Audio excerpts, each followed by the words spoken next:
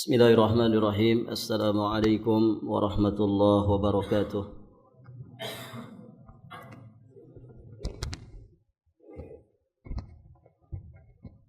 Alhamdulillah.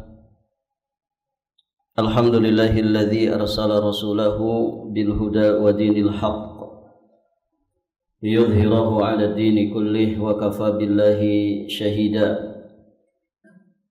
Asyhadu an la ilaha illallah wahdahu rabbi la syarika lah wa asyhadu anna Muhammadan abduhu wa rasuluh, amma ba'd.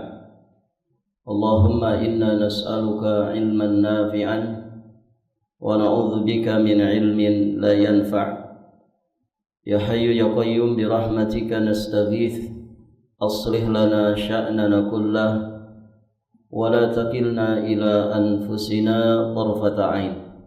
Para hadirin jamaah salat maghrib dan isya rahimani wa rahimakumullah.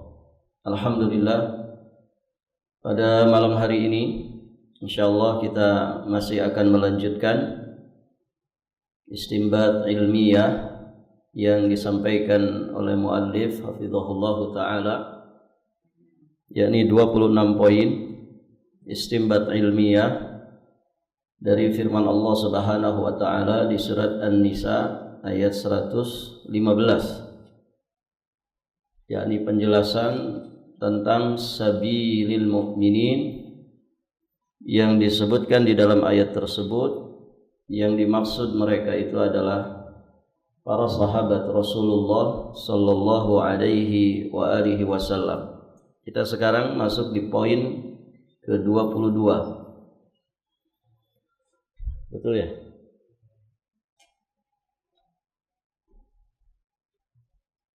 Kenapa sabilul mu'minin di dalam ayat tersebut adalah para sahabat Nabi? Beliau sampaikan di sini karena para sahabat secara umum mereka semua telah dijanjikan surga oleh Allah Subhanahu wa taala. Mereka dinyatakan sebagai as-sabiqunal awwalun di surat At-Taubah ayat yang ke-100. Was-sabiqunal awwalun minal muhajirina wal ansar walladzina tabauhum bi ihsanin radhiyallahu anhum wa radu'an wa a'adda lahum jannat tajri tahtaha al-anhar khalidina fiha abada. Dzalikal fawzul azim. As-sabiqunal awwalun, yakni orang-orang yang terdahulu lagi pertama-tama masuk ke dalam dinul Islam dari kalangan muhajirin dan ansar, dan juga orang-orang yang mengikuti mereka dengan kebaikan. Baik para jamaah, betul kan poin yang ini? Udah 3. Tidak apa-apa, beda 1. Dan orang-orang yang mengikuti mereka dengan kebaikan, Allah ridha kepada mereka dan mereka pun ridha kepada Allah Subhanahu wa taala. Jadi mereka dinyatakan sebagai orang-orang yang diridhai Allah, dan dinyatakan bahwa mereka juga adalah orang-orang yang ridha kepada Allah Subhanahu wa taala. Wa'adda lahum, di sini poinnya, wa'adda lahum jannatin tajri tahtahal anhar khalidina fiha abada. Dan Allah telah menyediakan bagi mereka, a'adda lahum. A'adda itu fi'il madhi, menunjukkan waktu yang telah lampau, telah dipersiapkan bagi mereka. Apa itu? Surga. Berarti surga itu sudah ada belum? Surga itu sudah ada belum sekarang ini? Sudah ada. Dan ketika Allah menjelaskan surga neraka, itu selalu dengan kata kerja yang menunjukkan waktu lampau, telah dipersiapkan. Sesuatu yang telah dipersiapkan berarti sudah ada. Ketika menjelaskan tentang surga, Allah katakan uiddat lil muttaqin. Surga itu telah Allah persiapkan bagi orang-orang yang bertakwa. Ketika menjelaskan neraka juga Allah menyampaikan uiddat lil kafirin. Berarti kedua-duanya telah ada saat ini. Nah, termasuk di sini wa a'adda lahum, dan Allah telah mempersiapkan, menyediakan bagi mereka surga-surga yang mengalir di dalamnya sungai-sungai. Khalidina fiha abada, mereka kekal di dalamnya untuk selama-lamanya. Kalau penghuni surga itu kekal, berarti surganya kekal enggak?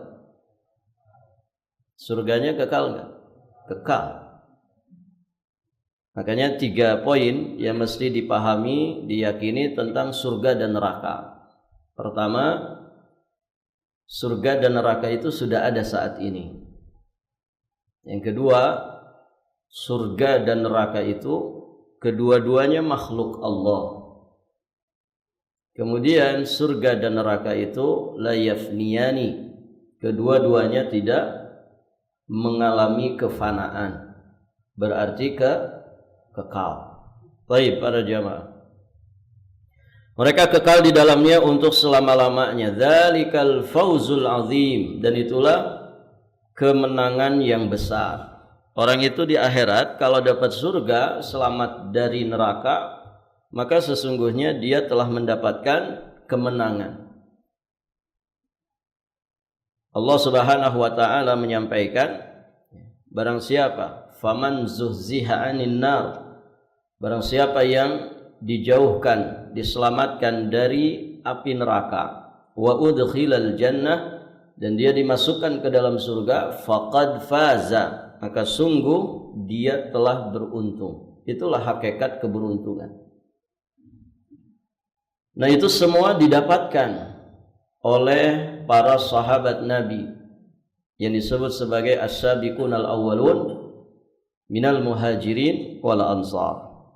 Kemudian berikutnya dinukilkan surat Al-Hadid ayat yang ke-10, wa ma lakum alla tunfiqu fi sabilillah walillahi mirathus samawati wal ard la yastawi minkum man anfaqa min qablil fathi wa qatal ulaika a'zamu darajatan minal ladzina anfaqu min ba'du wa qatalu wa kullu wa'adallahu al-husna wallahu bima ta'maluna khabir.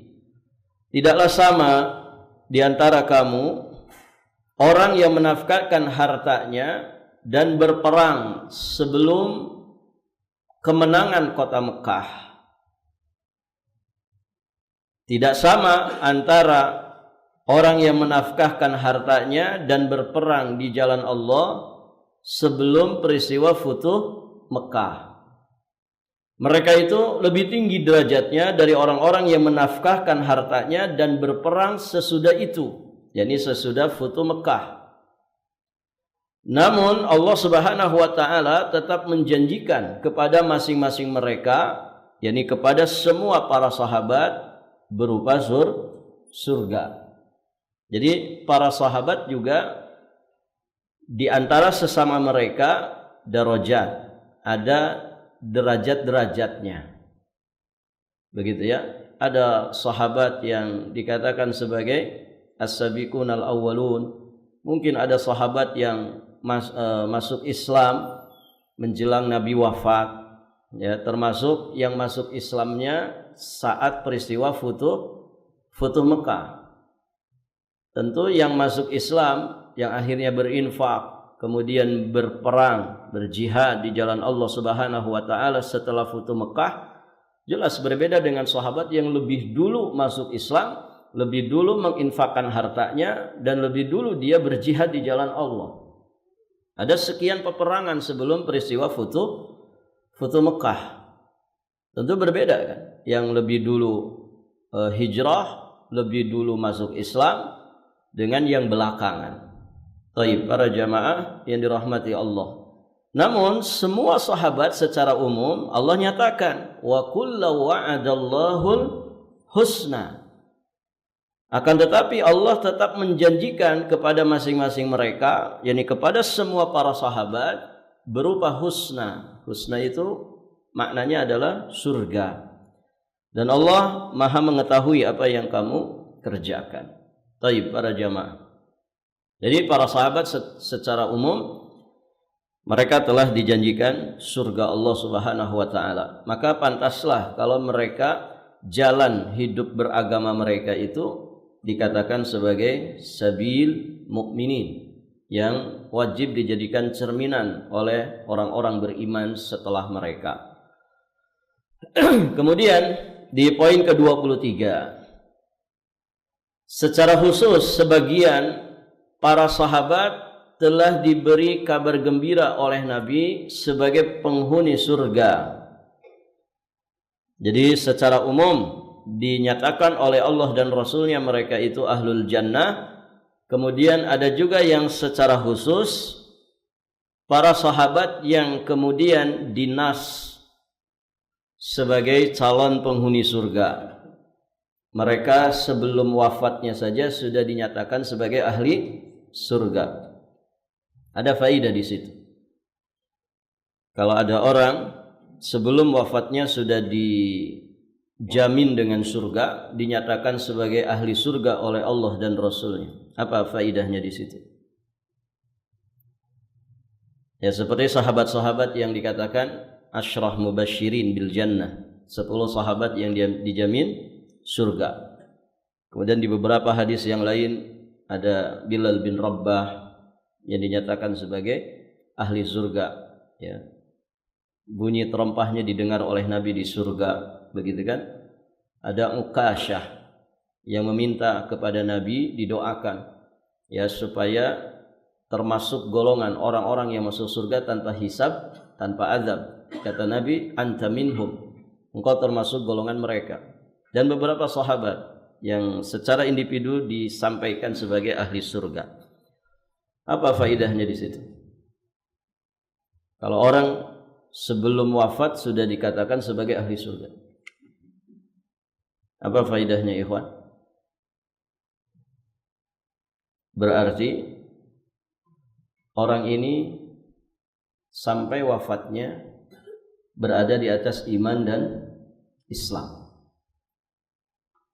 Kalau sebelum wafat sudah dikatakan ini ahli surga, tapi yang mengatakan bukan manusia biasa ya, yang menyatakan adalah wahyu, dinyatakan oleh Allah dan Rasulnya. Kalau kita sesama kita, antum ahli surga, dijamin enggak? Enggak ada jaminan. Ini nas, wahyu, dan itu bukanlah sesuatu kedustaan, hak. Jadi kalau dikatakan Abu Bakar di surga, itu hak, karena Nabi yang menyampaikannya. Kalau Nabi yang menyampaikannya berarti dari wahyu Allah. Baik para jamaah. Maka faidahnya orang ini sampai matinya tidak akan pernah kufur. Ya, orang yang dinas oleh syariat sebagai ahli surga sebelum kematiannya, maka berarti dia akan mati di atas iman dan Islam. Dan selama-lamanya, selama hidup dia tidak akan pernah terjatuh ke dalam kekufuran. Karena bagaimana mungkin orang sudah dinas sebagai ahli surga sebelum wafatnya, kemudian matinya su'ul khotimah? Tidak mungkin itu. Pun demikian, kalau ada orang secara individu sudah dinas sebagai ahli nar, sebagai penghuni neraka, maka berarti sampai matinya orang ini tidak akan beriman. Sampai matinya orang ini tidak akan beriman. Karena kalau kemudian dia ternyata matinya husnul khatimah, berarti keliru ini.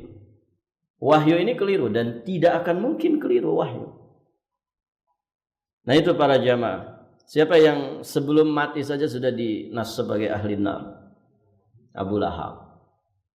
Sayasla naran dzata lahab. Sebelum matinya sudah diponis dengan neraka. maka berarti orang ini nggak akan pernah masuk Islam sampai matinya, alias dia mati di atas kekufuran. Baik para jemaah, kita lanjut. Jadi secara khusus sebagian sahabat telah diberi kabar gembira oleh Nabi sallallahu alaihi wasallam sebagai penghuni surga, seperti 10 orang yang telah dijamin masuk surga, yakni Abu Bakar As-Siddiq, Umar ibn Al-Khattab, Uthman bin Affan, Ali bin Abi Thalib. 4 ini disebut sebagai Khulafa Ar-Rasyidin. Kemudian tambahannya 6 orang lagi, Talhah bin Ubaidillah, Zubair bin Awam, Abdurrahman bin Auf, Sa'ad bin Abi Waqqas, Sa'id bin Zaid, dan Abu Ubaidah bin Jarrah.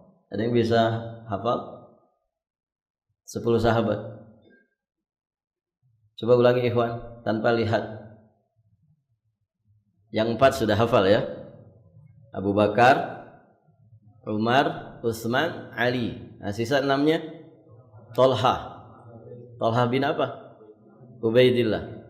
Zubair bin Awam, Abdurrahman bin Auf, Sa'ad bin Abi Waqqas, Sa'id, ada Sa'ad, ada Sa'id. Sa'id bin Zaid. Ada lagi? Satu lagi, Ubaidah bin Jarrah. Hafal ya? Kalau kesebelasan sepak bola aja bisa hafal. Baik, padahal namanya nama-nama barat gitu, bisa hafal. Ini sahabat Nabi yang mulia, harusnya kita lebih hafal. Baik para jamaah,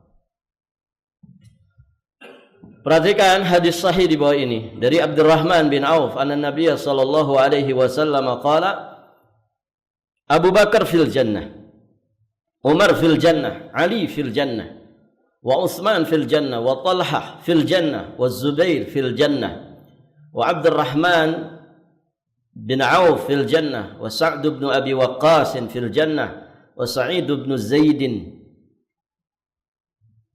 wa Sa'id bin Zaid bin Amr bin Nufail fil jannah. Ini kelengkapan namanya. Sa'id bin Zaid bin Amr bin Nufail fil jannah, wa Abu Ubaidah ibn al-Jarrah fil jannah. Ini 10 sahabat Nabi ya yang diberi kabar gembira sebelum wafatnya dengan surga.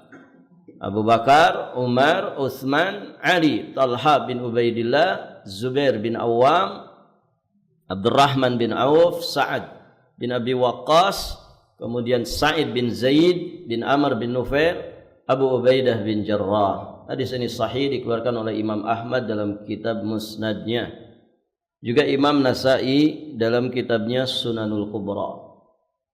Taib. Jadi ada sahabat-sahabat yang secara khusus disebutkan nama mereka sebagai ahli surga sebelum wafatnya. Taib. Adapun selain mereka, barakallahu fikum, sahabat secara umum juga dijanjikan surga. Kalau orang-orang kita sekarang ada yang dijanjikan surga? Ada ikhwan? Tidak ada. Ya, nama kita tidak disebut oleh Allah dan Rasulnya.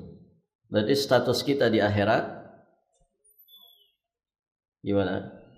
Gak jelas, ya kan? Status kita di akhirat belum jelas. Walaupun tentu seorang muslim mukmin punya harapan besar.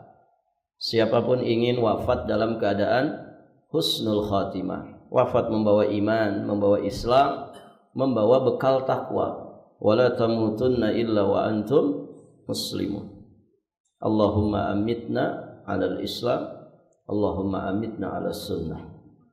Baik. Ke-24, para sahabat telah berhasil menguasai dunia, membenarkan janji Allah Subhanahu wa taala. Ya, yang menyebarkan Islam pertama kali siapa? Para sahabat. Kemana mereka menyebarkan Islam? Ke seluruh penjuru dunia. Dan sejatinya ini keistimewaan dan keutamaan tersendiri dari bangsa Arab. Karena Al-Quran itu turun di wilayah mereka dengan bahasa mereka. Kemudian hadirin jamaah yang dirahmati Allah, mereka yang pertama kali mendapatkan pelajaran dan pengajaran Al-Quran, mereka yang pertama kali juga memahami Al-Quran, mereka juga yang pertama kali mengamalkan Al-Quran itu bersama Rasulullah Sallallahu Alaihi Wasallam, dan mereka pula yang pertama kali menyebarkan Islam ke seluruh penjuru dunia.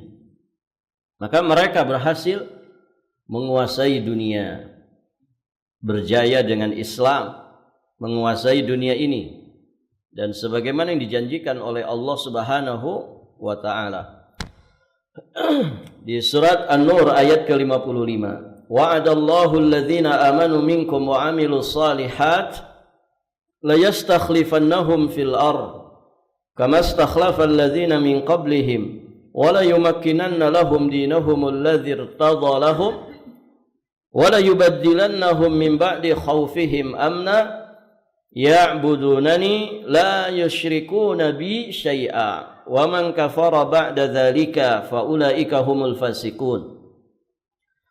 Dan Allah Subhanahu wa taala telah berjanji kepada orang-orang yang beriman di antara kamu dan beramal saleh. Apa janjinya Allah kepada orang yang beriman dan beramal saleh?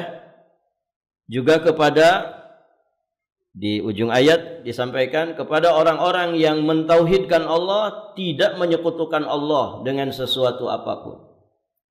Yang Allah janjikan, Allah benar-benar akan menjadikan mereka berkuasa di muka bumi ini. Tentu dengan kekuasaan dalam makna yang positif. Ya, karena ada orang yang berkuasa namun dia semena-mena, sewenang-wenang dengan kekuasaannya. Orang-orang beriman kalau berkuasa, hadirin jamaah yang dirahmati Allah, mereka membawa kekuasaannya sesuai dengan amanah Allah Subhanahu wa taala. Allah akan menjadikan mereka berkuasa di muka bumi ini, sebagaimana Allah telah menjadikan orang-orang sebelum mereka berkuasa. Ini pertama, janji Allah yang pertama. Yang kedua, sungguh Allah akan meneguhkan bagi mereka agama Islam yang telah diridhoinya untuk mereka.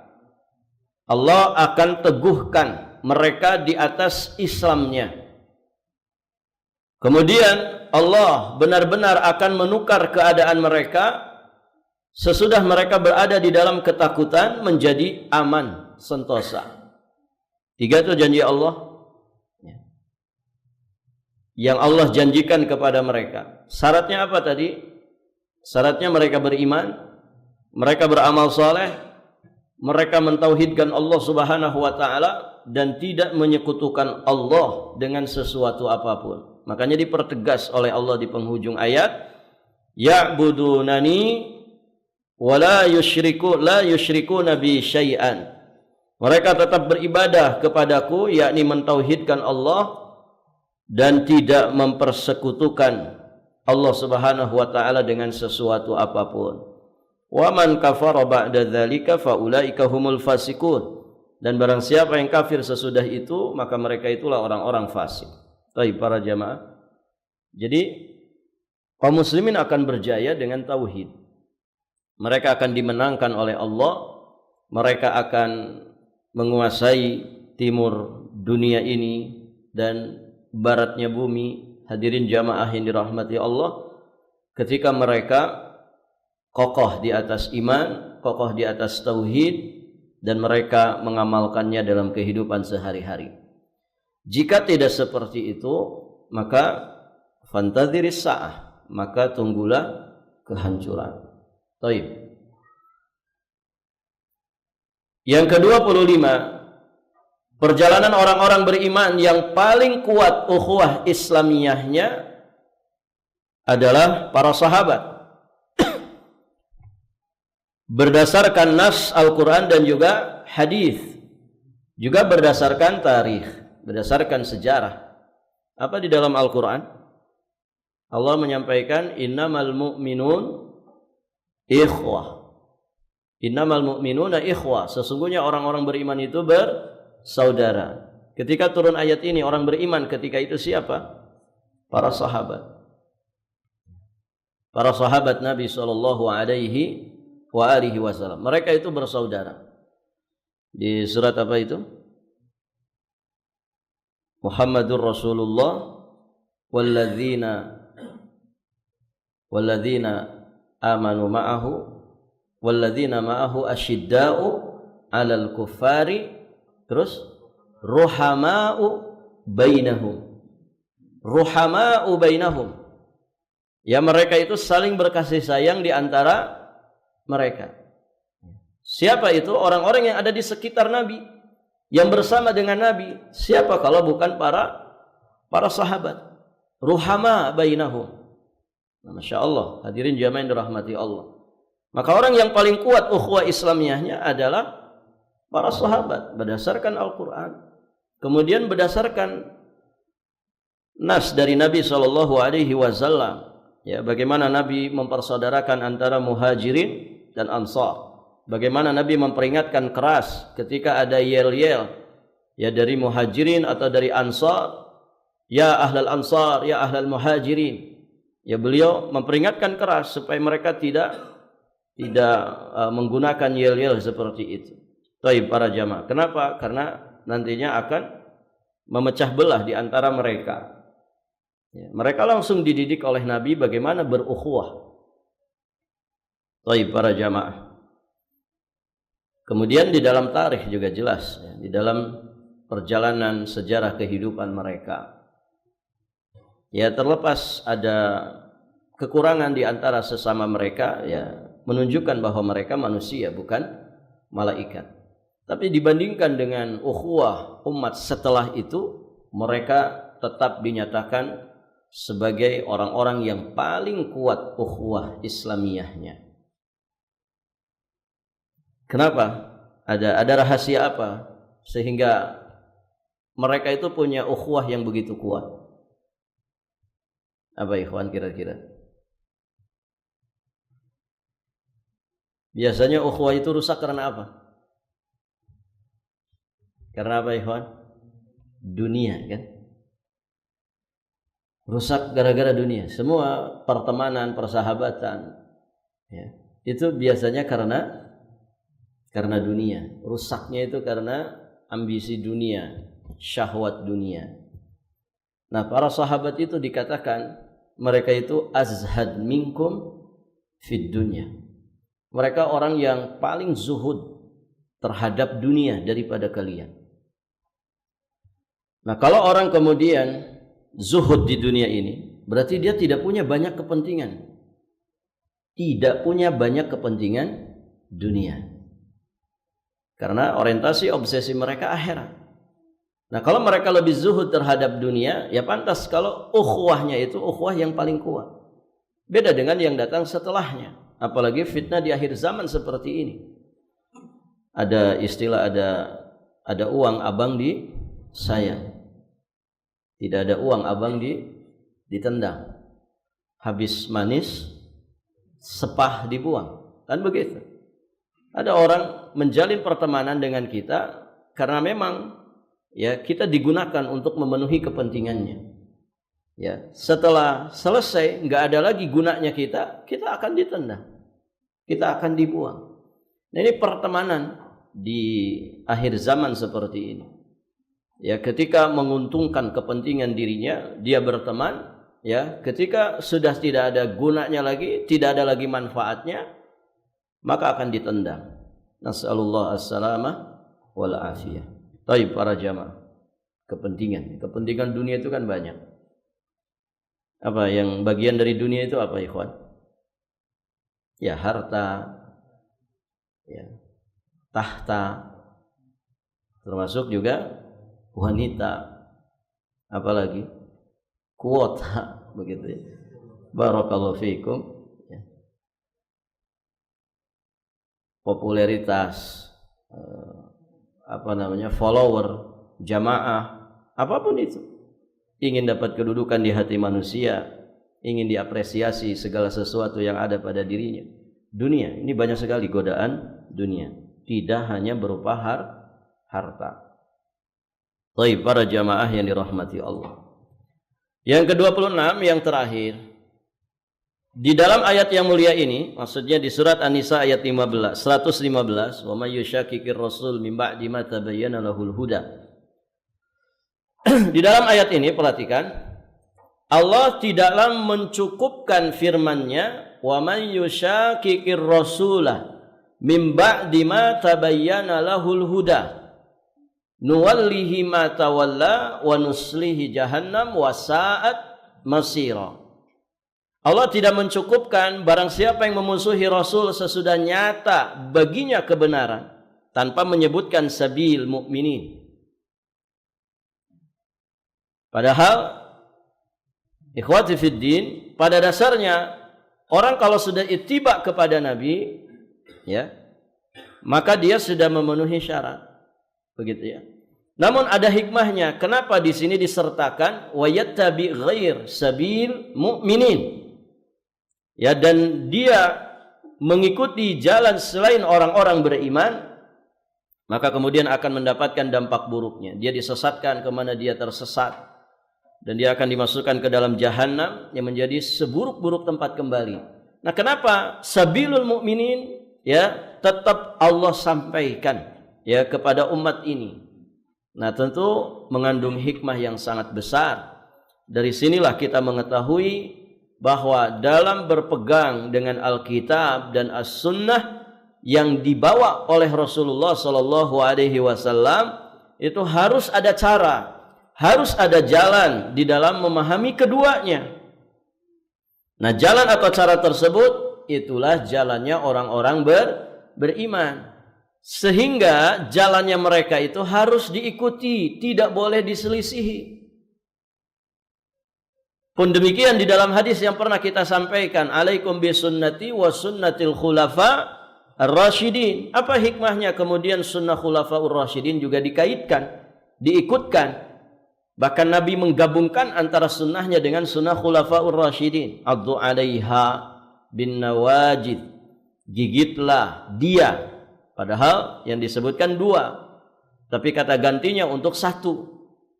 Artinya apa di sini? Nabi menyatukan antara sunnahnya dengan sunnah khulafa'ur rasyidin. Nah, hikmahnya itu bahwa Quran dan sunnah yang dibawa oleh Nabi sallallahu alaihi wasallam itu harus ada cara, ada jalan memahami keduanya, mengamalkan, mempraktekkan dan mendakwahkan keduanya. Itulah jalannya orang-orang beriman, jalannya para sahabat, tata cara beragamanya para sahabat Nabi sallallahu alaihi wasallam. Maka jadilah urutan dalilnya, pertama Al-Qur'an, yang kedua As-Sunnah, yang ketiga adalah fahmus sahabat, pemahamannya para sahabat, aqidatan wa manhajan, ya, wa ibadatan wa muamalatan wa sulukan, ya, semua harus dengan pemahaman para sahabat, jalan dan tata cara beragamanya para sahabat, secara akidah, secara manhaj, secara suluk, secara ibadah, secara muamalah, akhlak, adab, ya, harus dengan pemahaman dan pengamalan mereka. Baik, para jamaah yang dirahmati Allah Subhanahu wa taala, ya, makanya di sini menurut sebagian ulama ada perbedaan antara akidah dan manhaj. Ya, sebagian menyamakannya, namun sebagian pendapat ulama menyatakan akidah ya akidah, manhaj itu istilah yang lain. Allahu a'lam bis-shawab. Sampai di sini para jamaah. Demikian para jamaah. Sampai di sini semoga berfaedah. Kita akhiri. Subhanakallahumma bihamdik, asyhadu an la ilaha illa anta astaghfiruka wa atubu ilaik. Assalamualaikum warahmatullahi wabarakatuh.